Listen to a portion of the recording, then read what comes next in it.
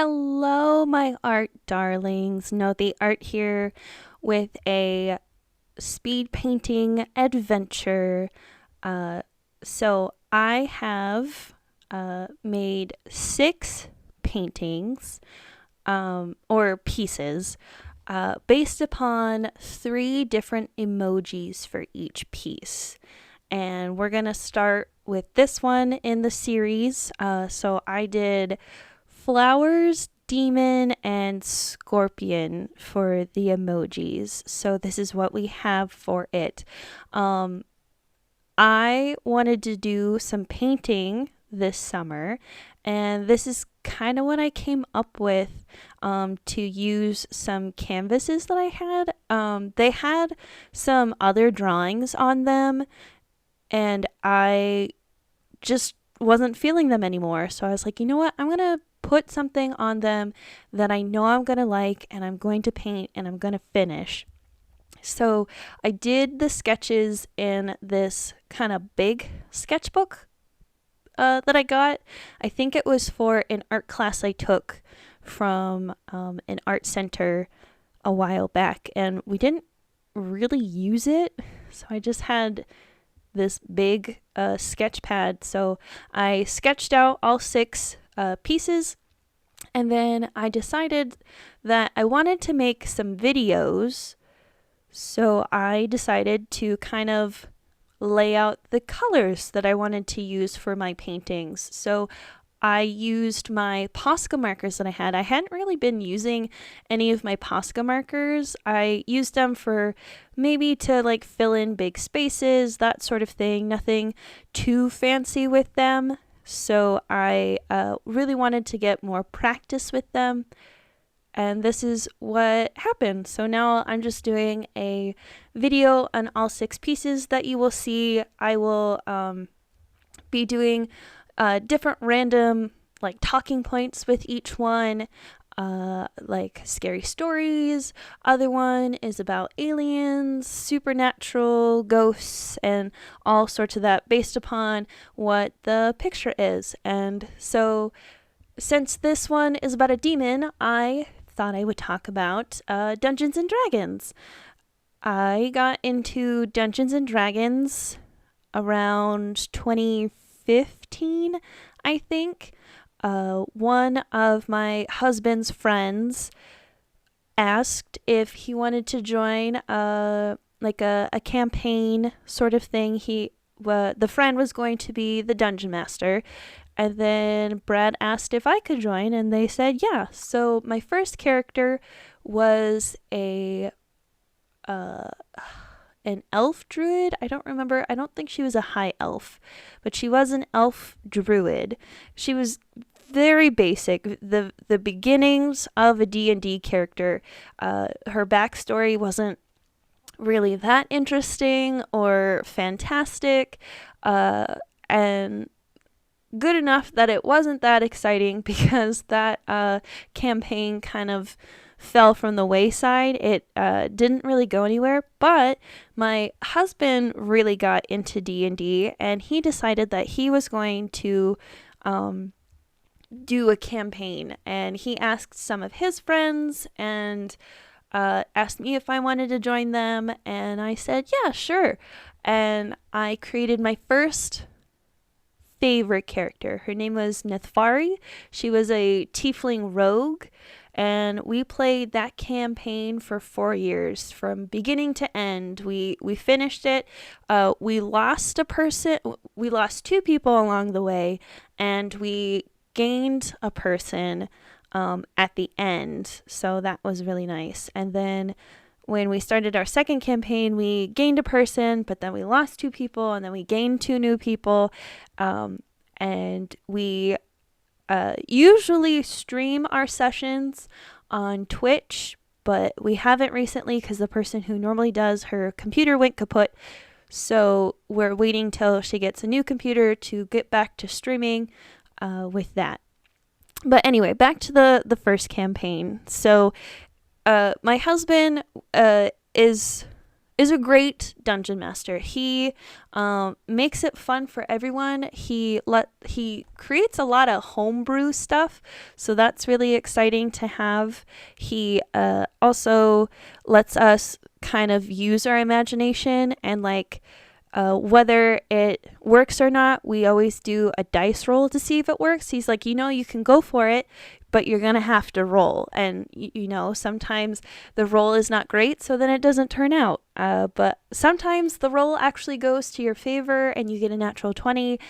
And that is the best feeling in the world, that your imagination actually precedes itself and something cool happens in the session. To talk about my character Nithvari, she grew up in a town called Alluvia, where she was an orphan. She had a ring on her hand and her name, and that's all she had to herself, so she kind of grew up on the streets. But her being a tiefling, she was made fun of and didn't really have any friends, didn't really hang out with anyone. But as something happened to her when she was younger, she was being mocked by some kids, and in a fit of rage, something happened, and she wakes up to destruction and charred bodies, and it kind of makes who she is. She becomes traumatized. She is under the wing of, I don't remember the man's name that I came up with. It starts with a V. Maybe I'll find it and I'll put the name in the video. She kind of goes under his wing. Eventually, she finds out through the campaign that she had this uncontrollable power in her. She was the daughter of a solar and the daughter of a demon lord, and the only way she could control her powers was through the ring that her mother, the solar, gave her. When she got older, the man that she wasn't like with romantically, but the one that she hung out with, she had like another fit of anger and blacked out, and her ring was missing. So she ended up, I don't remember, Brittlebrook, I think, was the city that she ended up in to find the ring, where she met her other companions, Nath, the elven ranger, Fane, the elven wizard, Ingram, the dragonborn paladin, and Balmorn, the human barbarian. And they went on many adventures through the years, dealing with vampires, dealing with kind of a Game of Thrones kind of thing with the elven cities, leading them to where their dragonborn lived, to dealing with death and sadness and tragedy throughout, but then picking up a new friend along the way named Westra, a half elf. Was she a warlock? I think she was a warlock. I could be wrong. I will put up her actual thing on the video if I got it wrong. Eventually, all of this leading to that they need to save the plane, as gods are dying off due to the Endless One, and Westra becomes the kind of the vessel to help us defeat this power. Sadly, we lose Nath at the end, the tragedy of his storyline, and along with some griping between party members. The member left the group, and it was just the 5 of us carrying on to seek out all of the knowledge that we needed to defeat the Endless One and save the world, basically. Bringing it up to speed, we save the worlds. In the end, Fane and Nethvari ascend to godhood and become gods. Westra and Balmorn, seeing how names have magical properties to them, decide that they do not want to ascend to godhood, but receive immortality and continue on with their journey of saving the world as much as they can with what is happening. Ingram, in the end, sacrifices himself to save everyone and the world, in which he alone kind of infuses himself into what is called the World Tree. He then uses his abilities to bring back forgotten races and realms every 100 years, and that is where we got our friends, the Vidalcan Arcadia, the Loxodon, I don't remember his name. I'm gonna have to put it up. I'm so sorry. This is really bad. And then Little Fox, the oh my gosh, I cannot remember these races. The Little Fox, oh my gosh, I even play a character in a one-off right now. Anyway, I'll put it up. It'll be on the screen, and it'll probably be like, you big dummy, these are what it are. But anyway, we got 3 to 4 new races that came back. The other characters are a high elf Merlin, a wizard. She is my character that I play. We have Little Fox, who is a druid. We have the Vidalcan Arcadia, who is a fighter. We had the Loxodon cleric. We had a dwarf rogue, but sadly the Loxodon and rogue character had to leave due to their player character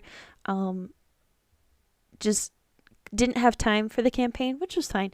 So we gained 2 new characters, a rogue dragonborn named Malik, and a tiefling sorcerer named Andriok.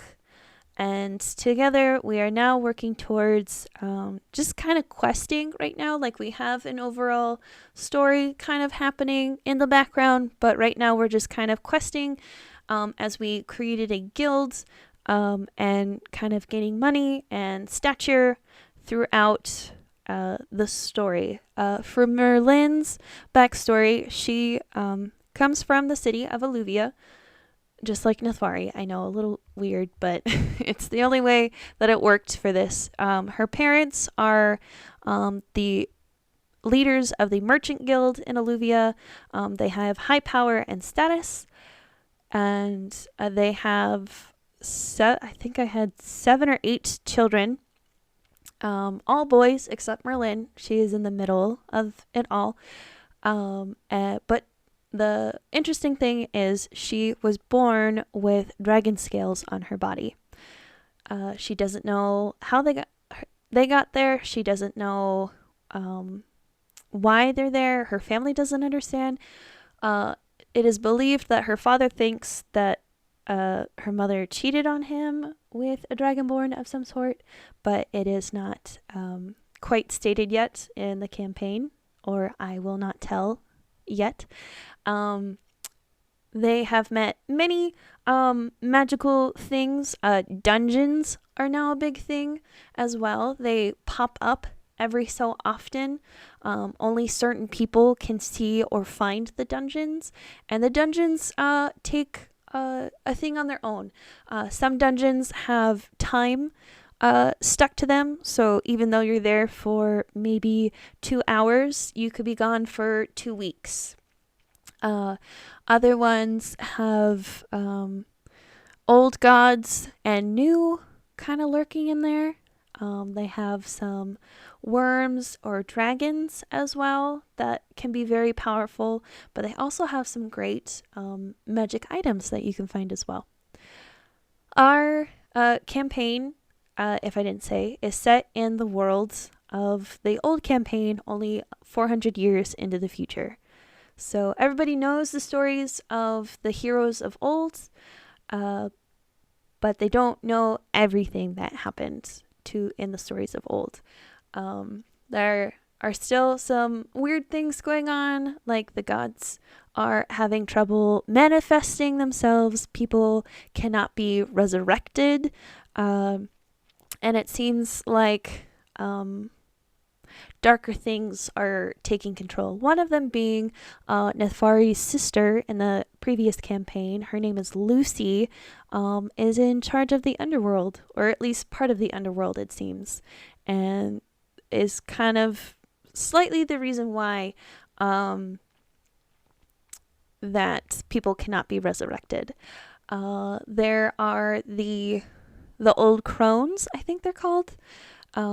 They had put a neck tattoo on Nethfari, a seal of some sort, but not Nethfari. Merlin doesn't quite know what's it for. Every time she showed it to someone, they don't give her a straight answer. They tell her bad things are going to happen.